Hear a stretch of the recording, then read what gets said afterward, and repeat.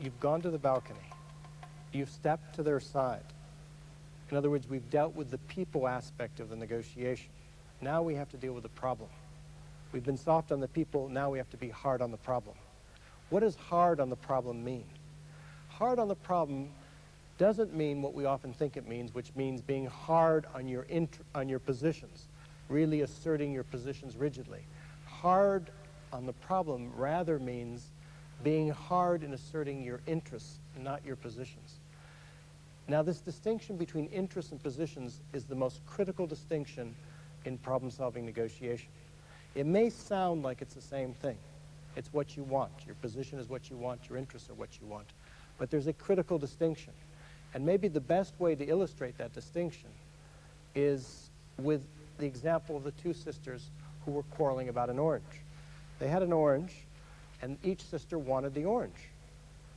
They had a big quarrel about it, and so finally in the end, they took a knife and they cut the orange in half so that each sister had half of an orange. Now, one sister took her half, peeled it, and used the peel for baking a cake. The other sister took her half, peeled it, and ate the fruit. So they ended up with a half a peel for one and a half a fruit from the other, when they might very well, if they had looked behind the position of the orange for what were the underlying interests in cooking and in eating, they might very well have ended up with a whole peel for one and a whole fruit for the other. And that's often, in that simple example, that's what we often do in negotiation, is we end up dividing the orange and ending up with less than what we might otherwise have ended up with.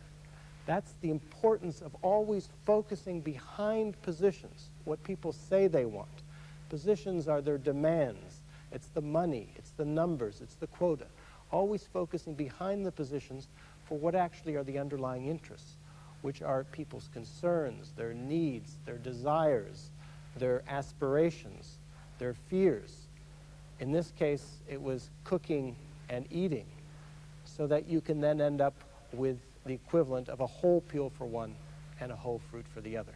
The place to be hard in a negotiation is to be hard in asserting your interests in cooking and eating, rather than to be hard on the position of wanting that orange.